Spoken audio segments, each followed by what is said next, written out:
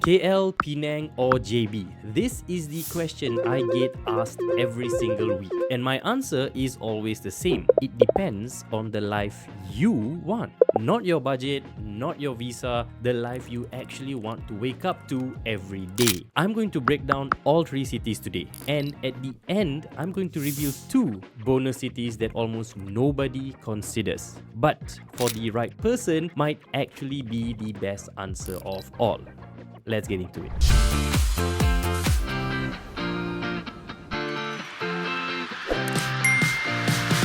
Now, before I get into each city, here's how I think about this.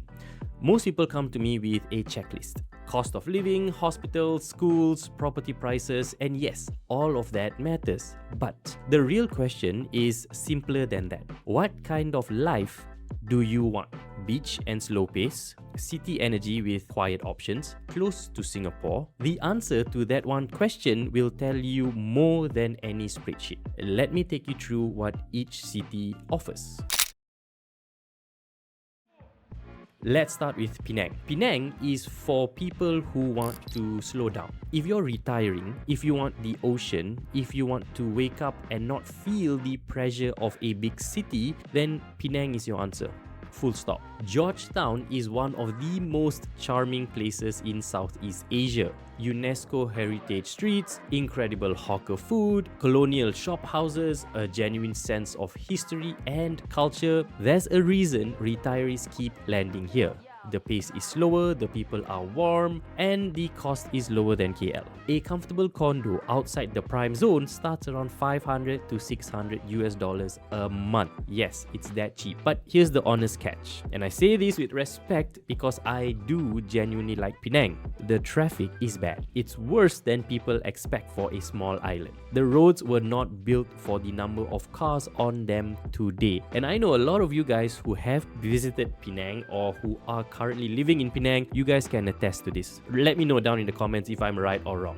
And Penang is small. When you first arrive, that feels charming. But after 1 to 2 years, some people start to feel the limits. Same roads, same places, same faces. If you need a variety or if you need stimulation, it can start to feel like a beautiful box. Penang is perfect if you know exactly what you want, and that is a peaceful, beautiful, comfortable life. If you're still figuring things out, maybe not your first stop.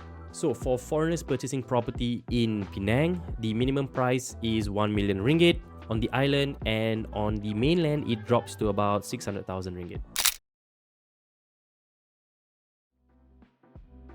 Let's go to the next one, which is Johor Bahru. JB is for people who want to be close to the world without paying world prices, if that makes sense. Here's the thing about JB that most people miss. It's not just a cheap city next to Singapore. It's a city in the middle of a transformation, and the people who understand this are positioning themselves early. See, there's the RTS link to Singapore that is under construction. It's going to complete in 2026. So what is the RTS link? Well, it is a train that connects Johor Bahru city centre into Singapore. Right now, you have to cross a bridge, and that bridge will take you about an hour to 2 hours, depending on time. But with this train, it's only going to take you 5 minutes. So the Johor Singapore Special Economic Zone is already pulling in serious money. You have Nvidia, Microsoft, Google, data centers, manufacturing, the kind of investments that reshapes cities. So right now, you can live in JB, pay Malaysian prices, and have Singapore 30 minutes away by car. And soon, 5 minutes by train.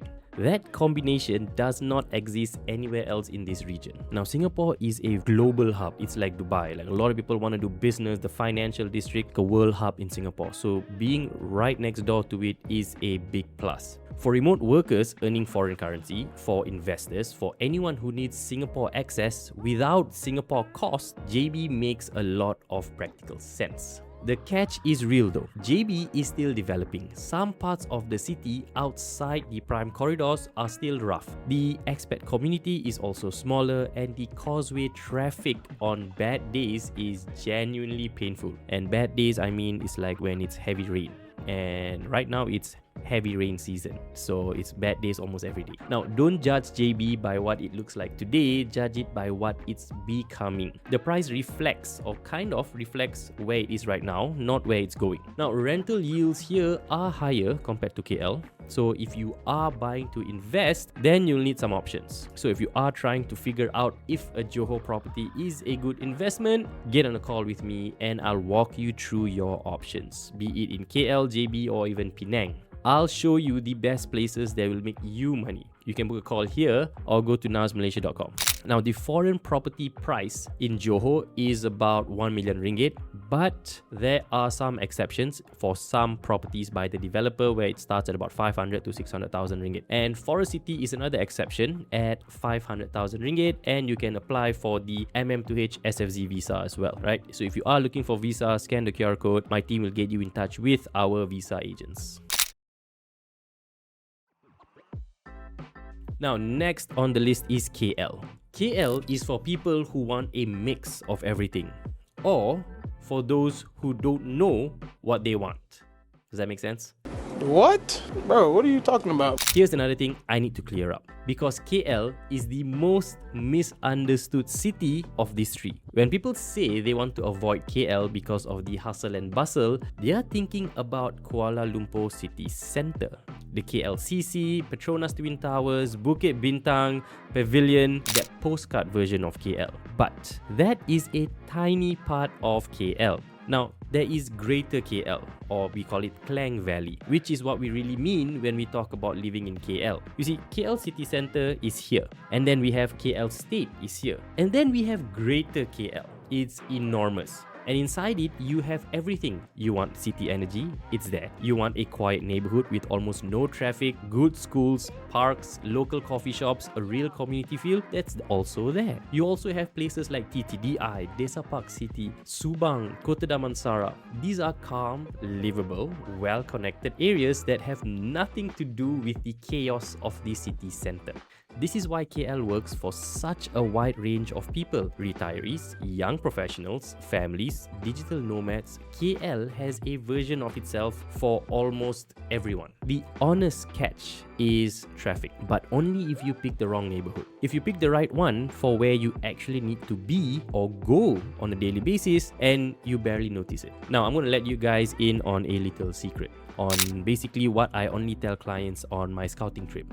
Don't try to find your perfect neighborhood on your first visit. We go around, we look for properties, we look at areas, we see which one suits you best. Let me explain to you guys which neighborhood is best for you, which neighborhoods or which schools are best for you, which hospitals offer what, which areas you can blend in easily, and then you choose those neighborhoods as your base for the first year. Use that as a base. Once you're there, I'll get you settled in. We'll go and get a car, whether it's renting or buying, all of that. And then I'll show you where you should go and travel, which city you should visit, which neighborhood you should go and visit. And then you see, if you keep going back to those places, for example, if you keep traveling to Johor every few months, that means that's the place you want to actually live. If you keep traveling to Desa Park City, that means that's the neighborhood you actually want to live in. Have that 1 year for you to travel and explore Malaysia, especially for those of you who are coming over and relocating. You're planning to spend the next 5, 10, 20 years in Malaysia.